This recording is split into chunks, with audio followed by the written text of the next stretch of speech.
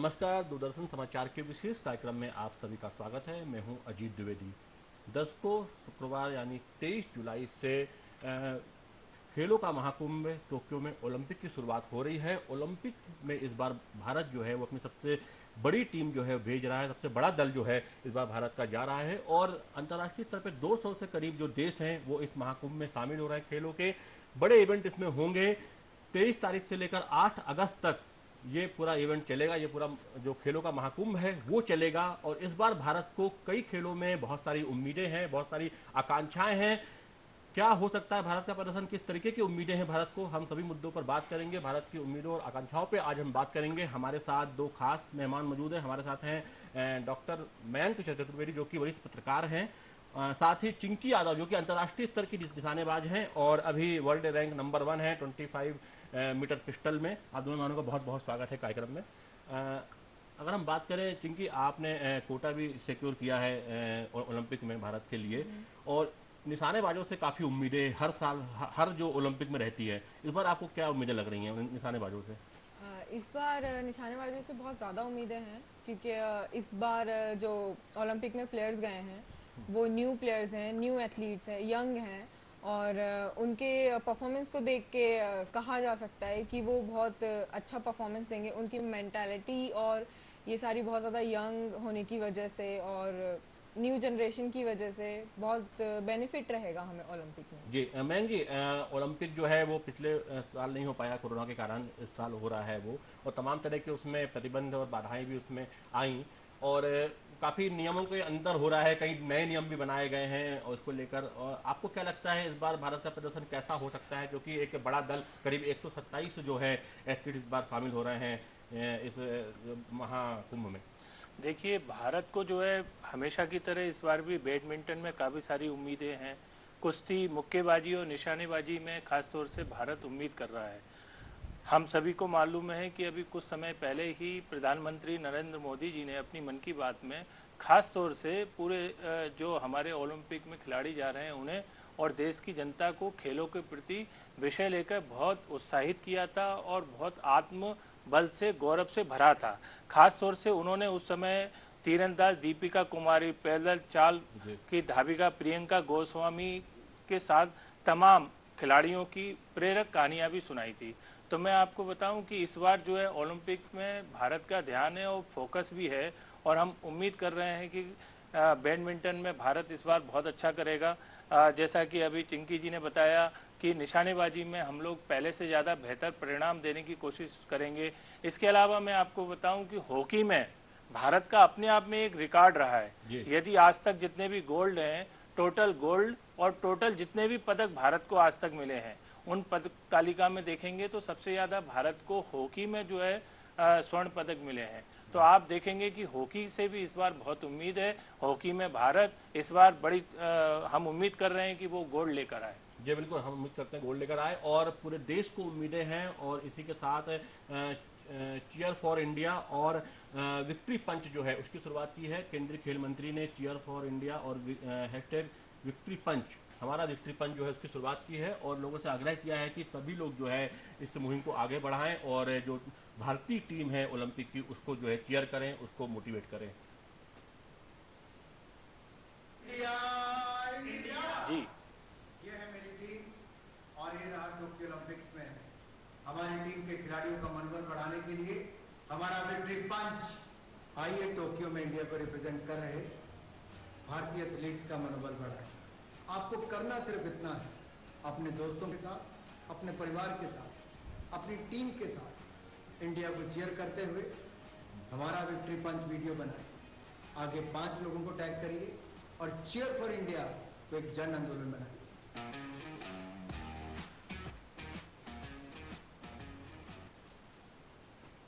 Ji, cheer for India और हमारा victory पंच जो है ये हैशटैग इसकी शुरुआत जो है की गई है, जिससे कि टीम को जो है लोग चेयर कर सकें, टीम के सपोर्ट में लोग अपनी अपनी जो है सेल्फी, अपनी फ़ोटो जो है पोस्ट कर सकें, अपनी भावनाएं जो हैं वो व्यक्त कर चुके हैं। क्योंकि आपसे जानना चाहूँगा कि इस बार काफ़ी नए काफ़ी रिस्ट्रिक्शंस है, काफ़ी नियम हैं कोरोना के कारण, और जो मार्च पास्ट होता है उसमें भी दल बहुत छोटा रखा गया है, भारत की 50 लोग उसमें शामिल होंगे, वैसे भी पूरा जो उसका जो कार्यक्रम है छोटा रखा गया है, और बिना दर्शकों के ये पूरा जो है खेल होंगे।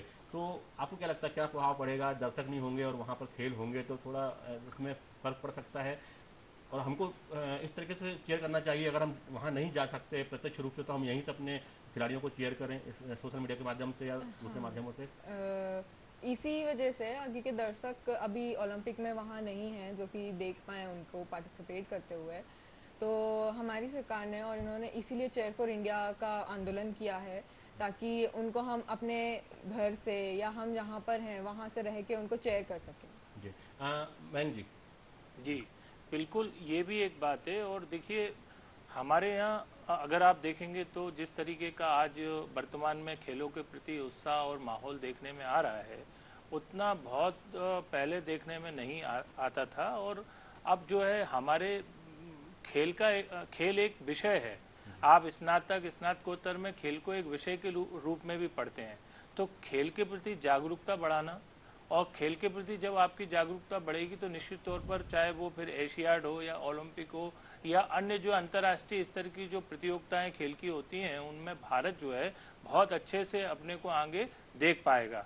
इसके लिए जरूरी है जनता का उत्साह बने, खिलाड़ियों में भी आपस में उत्साह बने, और एक दूसरे के प्रति प्रेरित करने की भावना पैदा हो। इसलिए ये जो है प्रयास भारत सरकार ने और ख़ास तौर से राज्य सरकारें भी अपने अपने स्तर पर शुरू कर रही हैं। हमारे मध्य प्रदेश में भी देखें तो मध्य प्रदेश सरकार और हमारे यहाँ की जो खेल मंत्री हैं ख़ास तौर से वो बड़ी सक्रिय रहती हैं, वो बड़ा काम कर रही हैं। अभी हाल ही में हम देखें कि हमारे यहाँ जो शूटिंग और जो प्रतियोगिताएं होती हैं उसके लिए जो भी नया जो स्टेडियम या नई जो सुविधाएं देने की बात है जी, तो उसमें बहुत बड़ा काम हमारे यहाँ भी हो रहा है। ऐसे तमाम खेलों में अगर हॉकी की बात करें तो हॉकी में खास तौर से भोपाल और ग्वालियर जो है कई सारे ओलंपिक खिलाड़ियों को दे चुका है अब तक, तो वो खेलों की नर्सरी है। तो हम लगातार इस दिशा में आगे बढ़ रहे हैं, इसलिए इस प्रकार के नए प्रयोगों का अपना एक विशेष महत्व है। हमने देखा है कि पिछले कुछ समय से तमाम मुहिम चली है, चाहे खेलो इंडिया कार्यक्रम हो, चाहे दूसरे जो है खेलों को बढ़ावा देने का कार्यक्रम हो, उनके माध्यम से जो छोटे शहरों के जो खेल प्रतिभाएं हैं उनको एक अवसर मिला है। तो आपको क्या लगता है कि अब इस बार हमने देखा कि ओलंपिक की टीम में भी बहुत सारे छोटे शहरों के, गाँव के या रिमोट एरिया के बहुत सारे खिलाड़ी हैं जो कि जिन्होंने कि अपना जो है स्थान सुरक्षित किया है। तो आपको लगता है कि ये किस लिए ये सफल हो पाया, किस तरीके से जब ये खिलाड़ी जाएंगे तो एक किस तरह का मोटिवेशन होगा उनके पास? देखिए, अगर अपन पहलवान बजरंग पूनिया की बात करें, नीरज चोपड़ा निशानेबाजी में, मनु भाकर की बात करें, तो आप देखेंगे इनमें बहुत सारे जो लोग आए हैं वो छोटे स्थानों से आए हैं। और इनके जाने से सबसे बड़ी बात यह है कि जब एक गांव का एक बच्चा निकल के जब तहसील केंद्र पर आता है, तहसील से निकलकर जब जिला केंद्र और जिले से प्रदेश के राजधानी और राजधानी से दिल्ली की राजधानी तक ये जो लंबा सफर तय करता है, तो वो एक बच्चा जो है अपना लंबा सफर तय नहीं कर रहा होता। वास्तव में देखे तो पूरा गांव उसके साथ सफर कर रहा होता है, पूरा जिला उसके साथ आगे बढ़ रहा होता है। यानी वो धीरे धीरे, और आप देखते हैं कि जब मध्य प्रदेश का कोई व्यक्ति, मध्य प्रदेश का कोई खिलाड़ी हमारा चयनित होता है तो उस पूरे मध्य प्रदेश के जितने भी उस फील्ड के जो खिलाड़ी हैं उनमें एक उत्साह पैदा होता है। आज चिंकी जिस फील्ड में काम कर रही हैं तो ये एक प्रेरणापुंज है। ऐसी कहानी है इनकी। चिंकी, आपने भी राष्ट्रीय अंतर्राष्ट्रीय स्तर पे प्रदेश और देश को कई मेडल दिलाए हैं, कई नाम आपने रोशन किया है। अपनी थोड़ी सी आप यात्रा बताएं, अपनी जीवन यात्रा हमारे दर्शकों को, कि किस तरीके से आपने शुरुआत की और किस तरीके से आज आप इस मुकाम पर पहुंची हैं। मेरी शुरुआत जब हुई तब मैं कुछ नहीं थी। उस वक्त सिर्फ मैं एक नॉर्मल जो बच्चे खेला करते हैं और सड़कों पे दौड़ा करते हैं, मैं वैसे ही थी उस टाइम पे। स्टेडियम में मेरा घर है, मेरे पापा वहीं पे जॉब करते हैं इलेक्ट्रिशियन की, और वहीं मैं सबको गेम खेला करती देखा करती थी कि इतने सारे स्पोर्ट्स हैं, सब लोग पार्टिसिपेट करते हैं, अचीवमेंट लेके आते हैं। और तो मुझे कहा जाता था, स्पेशली मेरे फादर को कहा जाता था कि तुम यहीं रहते हो, तुम्हारे बच्चे कुछ नहीं करते हैं। तो तब तो मुझे इन शब्दों की कीमत नहीं पता थी, बट जैसे जैसे मैंने अपना जुनून जो स्पोर्ट्स को लेके बढ़ता गया और मैंने स्पोर्ट्स में पार्टिसिपेट करना स्टार्ट किया, तो तब मुझे उन सारे शब्दों की कीमत समझ में आई कि हाँ वो क्यों कहा करते थे। और मेरा पहले शूटिंग में मेरा ऐसा कुछ मुझे पता नहीं था कि शूटिंग है, और मैंने देखा, मेरे फादर ने देखा कि यहाँ शूटिंग स्पोर्ट्स भी है, तो मुझे वहाँ पे जस्ट ट्राई करवाया और ट्रायल में मेरा अच्छा परफॉर्मेंस रहा तो मैं सिलेक्ट हुई और MPSS वहाँ से मेरी शुरुआत हुई MPSS से लेके। और फिर धीरे धीरे मैं उसी के 2 साल बाद मैंने जो अपना मेरा जो मेन इवेंट है वो मैंने 1 साल बाद स्टार्ट किया था, तो उस इवेंट को स्टार्ट करने के 1 साल बाद से ही मैं नेशनल टीम में सिलेक्ट हो गई और उसी साल से मैंने खेलना शुरू कर दिया। और जूनियर थी तब मैं, तो जूनियर से मेरा सफ़र स्टार्ट हुआ, पूरा जूनियर नेशनल टीम मेरा कंपटीशन, इंटरनेशनल टीम, और उसमें पार्टिसिपेट करते हुए जूनियर सफ़र खत्म अभी तक हुआ, आपके अब कितने senior पे राष्ट्रीय अंतर्राष्ट्रीय पदक आपने हासिल किए हैं अभी तक, या इसमें भाव में शामिल हुए हैं? मुझे नेशनल के तो याद नहीं है क्योंकि नेशनल में मेरे बहुत से रह चुके हैं, बट इंटरनेशनल के अभी तक के मुझे 9 मेडल्स याद हैं, और अभी और काउंट किया जाए तो 11-12 के अराउंड हो गए होंगे। जी बिल्कुल। तो मैम जी, एक बड़ी बात है कि एक भोपाल कहें, भोपाल है, लेकिन एक पिता जो कि इलेक्ट्रिशियन थे और उनकी बिटिया जो है उसने एक बड़ा मुकाम हासिल किया है शूटिंग में। और अक्सर माना जाता है कि शूटिंग जो खेल है थोड़ा सा बहुत ज़्यादा ध्यान और साधना का खेल है, और इसमें मुकाम हासिल करना एक बड़ी बात है। पूरे भोपाल, मध्य प्रदेश के लिए, पूरे देश के लिए ये गर्व की बात है। इस बार भी 2 खिलाड़ी जो हैं, एक हॉकी और शूटिंग के जो हैं, वो मध्य प्रदेश से ओलंपिक में प्रतिनिधित्व कर रहे हैं हमारे प्रदेश का। शूटिंग असल में धनाढ़ वर्ग का भी खेल है। जी बिल्कुल। जो पैसे वाले हैं अमूमन वही कर वही पाते थे, शूटिंग जी। कर पाते हैं, और उसमें यदि चिंकी आगे आकर इतना अच्छा अपना प्रतिनिधित्व दे पाई, इतना अच्छा प्रयास दे पाई, तो निश्चित तौर पे वे बधाई की पात्र हैं। और ये जो धरा है हमारे मध्य प्रदेश की, ऐसे तमाम सारे प्रतिभाएं आज यहाँ पर हैं। तो कह उनको सकते हैं कि शूटिंग एकेडमी का एक बड़ा रोल है, जो कि अगर सुविधाएं ना हो तो प्रतिभाएं कई बार दम तोड़ देती हैं, हमने देखा है। हाँ, और मुझे तो ऐसा लगता है कि जैसे कि जो हमारा बच्चों को पढ़ाने का जो तरीका है, कक्षा 1 से लेकर जो कॉलेज तक की पढ़ाई है, अगर किसी बच्चे का अगर खेल में रुझान है और वो अच्छा कर रहा है, तो उसको जो है एक ऐसा सिस्टम होना चाहिए हमारे एजुकेशन में कि उसको वो पास करते हुए स्नातक और स्नातकोत्तर तक वो पास करते रहें, और वो बस भारत के लिए, राज्य के लिए वो मेडल लाते रहें बच्चे।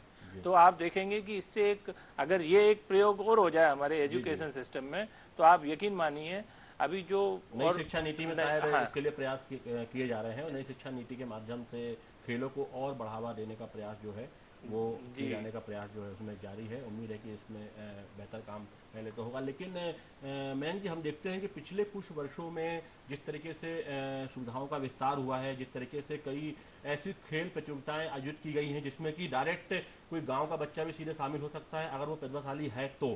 पहले कई बार बहुत सारे बैरियर हुआ करते थे, आप स्कूल लेवल पे खेलते थे, फिर आप अपने तहसील लेवल पे, फिर डिस्ट्रिक्ट लेवल पे, फिर इंटर डिस्ट्रिक्ट, फिर जोन, फिर स्टेट पे पहुंच पाते थे। लेकिन अब अगर आप प्रतिभाशाली हैं तो कई सारी खेलो इंडिया जैसी प्रतियोगिताएं हैं कि आप सीधे शामिल हो सकते हैं, और अगर आप प्रतिभाशाली हैं तो सरकार भी उनको स्पॉन्सर कर रही है, ऐसे खिलाड़ियों को उनकी पूरी शिक्षा, ट्रेनिंग, हर तरह से उनका सपोर्ट करने के लिए आगे आ रही है। देखिए, सरकार तो कर ही रही है, साथ में कई सारी कंपनीज हैं, जी, जी। वो आज जो है खिलाड़ियों को मोटिवेट कर रही हैं, प्रेरित कर रही हैं, और उन्हें आगे बढ़ाने के लिए जो भी फंड की व्यवस्था होती है वो कर रही हैं। तो ये हमारे भारत में एक अच्छी शुरुआत मानिए आप इसे।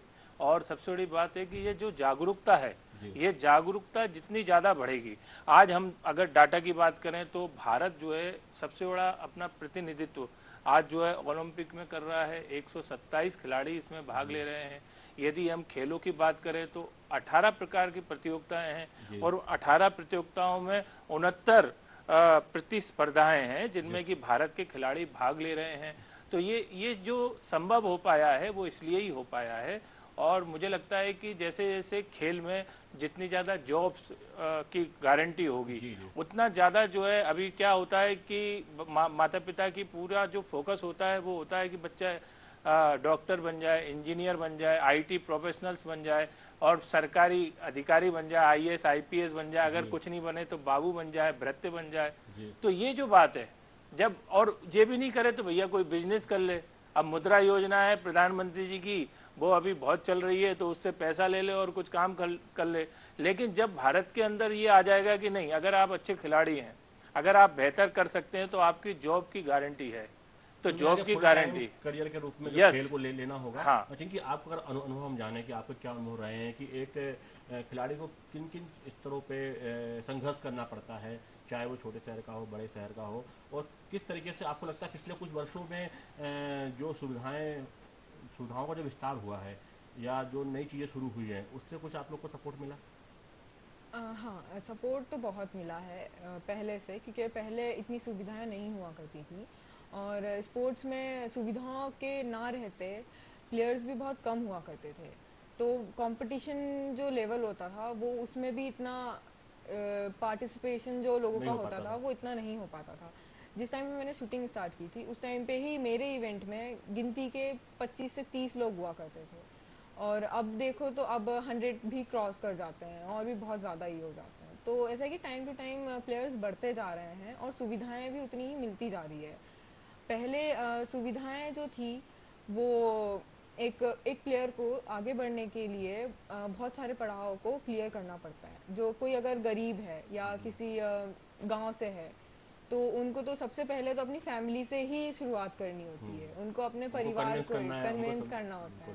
ताकि वो उनको भेजें, क्योंकि गांव में इतने पैसे नहीं होते हैं उनके पास कि वो उनको पढ़ाएं या फिर आगे स्पोर्ट्स में खेलने के लिए भेजें, जो कि बिना गारंटी का होता है।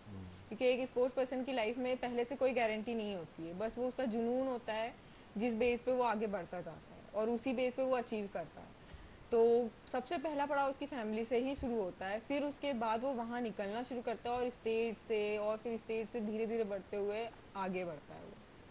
तो वही है कि अब गांव में इतने सारे छोटे शहरों में जो छोटी छोटी मुहिम निकली है स्पोर्ट्स को लेके, कुछ कॉम्पिटिशन्स ऐसे रखे गए हैं, कुछ गेम्स ऐसे रखे गए हैं कि छोटे बच्चे स्कूल से आके खेल सकते हैं, उनके विद्यालय से उनको भेजा जा सकता है। जैसे खेलो इंडिया है, खेलो इंडिया एक विद्यालय से ही शुरू हुआ है, उसमें जी। विद्यालय के भी बच्चे जा सकते हैं। और ये सारी वजह, इन सब की वजह से बच्चों को विद्यालय की तरफ से भेजा जाता है और वो मतलब अच्छा परफॉर्म करते हैं तो उनके परिवार को भी एक उम्मीद रहती है कि हाँ हमारा बच्चा कुछ करेगा, तो वहाँ से भी उनको भेजा जाता है और इजीली फैमिली उनको भेज देती है। तो ये एक बेनिफिट भी है एक प्लेयर के लिए। अब बैंक पहले से थोड़ा मानसिकता बदली है परिवारों में भी कि अब वो खेल को एक फुल टाइम करियर के रूप में लिया जाने लगा है, क्योंकि समय के साथ साथ ऐसी मानसिकता में परिवर्तन आया जब जिस तरीके से हमारे जो खिलाड़ी अंतर्राष्ट्रीय स्तर पे जा रहे हैं, राष्ट्रीय स्तर पे नाम कमा रहे हैं, मेडल ला रहे हैं, तो एक मानसिकता जो है वो पहले से थोड़ा बदली है। बिल्कुल पहले से मानसिकता बदली है। परिवार वाले जो है आगे प्रेरित हुए हैं अपने बच्चों को खेल में भेजने के लिए, लेकिन हमको एक चीज़ पर ध्यान देना होगा। जी।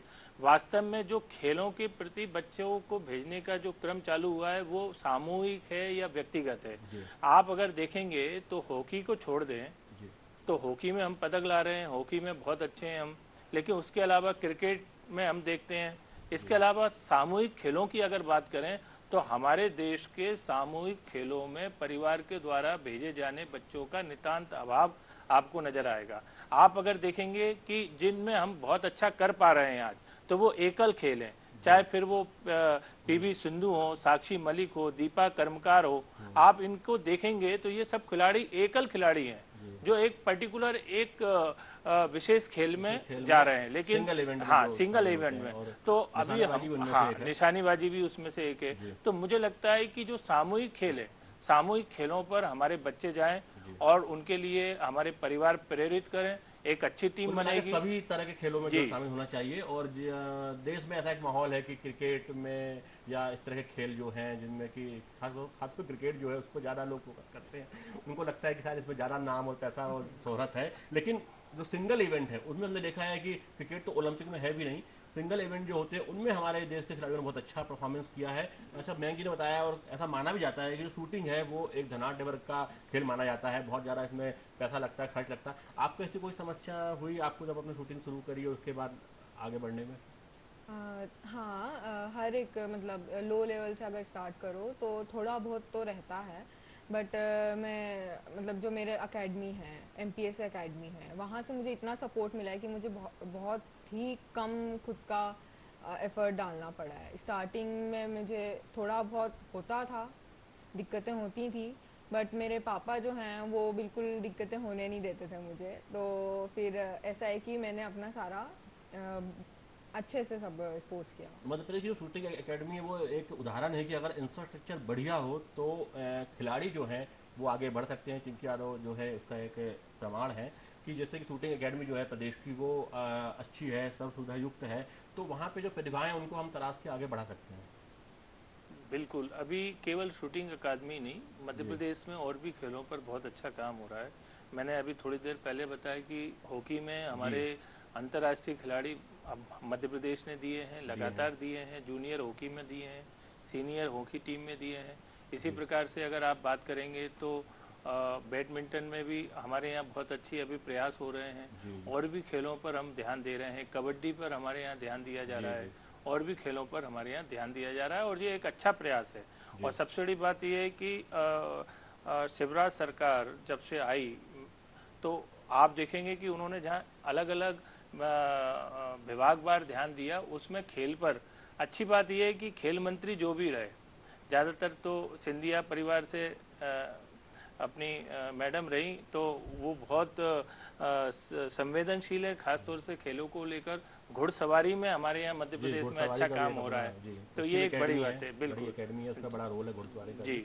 मध्य प्रदेश का जो है यहाँ से खिलाड़ियों को आगे बढ़ाने में और पदक तालिका में अपना तलवारबाजी में हमारे यहाँ बहुत अच्छा काम हो रहा है, कैनोइंग में हमारे यहाँ बहुत अच्छी खिलाड़ी निकल रहे हैं, तो हमारे यहाँ बहुत स्पोर्ट का भी एक बड़ा एक भोपाल का मध्य प्रदेश का नाम रहा है। और हम कह सकते हैं कि सुविधाओं की बात आती है तो शायद बड़ी झील का फायदा यहाँ पे जो सुविधाएं विकसित की गई हैं उसका एक बड़ा रोल है उसमें। तो इसलिए मध्य प्रदेश हम देखें पिछले अगर 5 साल की नहीं बल्कि 12 या 15 साल में आप देखेंगे, पिछले 10 साल या 15 साल का आप डाटा निकालेंगे तो यहाँ के खिलाड़ी धीरे धीरे एशिया लेवल पे और एशिया से ऊपर भी अपनी मुकाम हासिल कर रहे हैं। खासतौर से जूनियर वर्ग जो है और जो जूनियर प्रतियोगिताएं होती हैं, आप अलग अलग क्षेत्र में देखेंगे तो तमाम सारी प्रतिभाएं आपको चारों तरफ दिखाई देंगी, नजर आएंगी। जी बिल्कुल। क्योंकि अगर हम आपसे बात करेंगे तो आपको लगता है कि एक खिलाड़ी जो मेहनत करता है, खुद से मेहनत करता है कि अपने देश का नाम रोशन करे, अपने परिवार का नाम रोशन करे, अपने गांव क्षेत्र का नाम रोशन करे, कितना दबाव होता है जब खिलाड़ी उतरता है मैदान में, क्या दिमाग में चलता है उसके? एक खिलाड़ी बहुत सारे पड़ाव से गुजरता है, क्योंकि उस खिलाड़ी को खुद खुद को तो एक सही डायरेक्शन में आगे बढ़ाना ही होता है, प्लस उसका परिवार भी होता है, प्लस उसका मेंटल स्टेट भी बहुत मायने रखता है, और फिटनेस तो सबसे बेसिक होता है। उससे बेसिकली जैसे मैं एक मेंटल स्टेट के ऊपर बात कहूँ तो एक खिलाड़ी को अपने इमोशंस पे भी बहुत ज़्यादा वर्क करना होता है। उसके मुझे नहीं लगता कि नॉर्मल जो पर्सन होते हैं उनके इमोशंस इतने वर्क करते हैं जितना कि एक खिलाड़ी के बिल्कुल करते हैं। उसके तमाम तरह के इमोशन को कंट्रोल में रखकर अपना परफॉर्मेंस देना बिल्कुल होता है। चिंकी। नहीं जी, लास्ट में आपका संदेश क्या होगा कि जो टीम हमारी गई है ओलंपिक में, कल से इवेंट शुरू हो रहे हैं शुक्रवार से 23 तारीख से, क्या आपका संदेश होगा? उनको ज़्यादा से ज़्यादा खिलाड़ियों को हमें सपोर्ट करना है, अपने फेसबुक पे, ट्विटर पे, और जहाँ भी यदि जो लिखने वाले हमारे साथी हैं, जो लेखक हैं, वो ज़्यादा से ज़्यादा हमारे खेलों को लेकर लिखें, संपादकीय पृष्ठ लिखें, कॉलम लिखें, अगर वो ब्लॉग लिखते हैं तो ब्लॉग लिखें। यानी भारत में जब तक हमारे खिलाड़ी दुनिया के दूसरे देश में हैं, भारत की धरती से बाहर हैं, उनको ऐसा लगना चाहिए कि भारत की 135 जनता जो उनके करोड़ साथ है की और उनका जनता सहयोग कर रही है, या क्योंकि आप 141 करोड़ आप- की जनता आप उनके क्या साथ संदेश है। देंगे? मैं एक संदेश देना चाहूँगी कि ना ही हमने कमी की है अपने जुनून में, और ना ही कमी की है हमने अपनी मेहनत पे। तो अब वक्त आ गया है अपनी मेहनत के साथ इस दुनिया को चौंका देने का। बिल्कुल इस दुनिया को चौंका दे, और बहुत ही अच्छा परफॉर्मेंस जो है उसकी उम्मीद पूरा देश कर रहा है। पूरा देश जो है हमारे खिलाड़ियों के साथ है, पूरा देश जो है चीयर कर रहा है, पूरा देश जो है उसका पंच है, जो हम कहते हैं विक्ट्री पंच जो है वो लगा रहा है। और हम उम्मीद करते हैं कि हमें हर दिन जो है अच्छी खबर जो है सुनने को मिलेगी टोक्यो ओलंपिक के दौरान, जो कि 8 अगस्त तक चलेगा, 23 जुलाई से 8 अगस्त तक। हमारे कार्यक्रम में इतना ही। आप दोनों मेहमानों का बहुत बहुत धन्यवाद कार्यक्रम में शामिल होने के लिए। Thank you. धन्यवाद। फिर मिलेंगे, तब तक के लिए आज्ञा दीजिए पूरी टीम को। नमस्कार।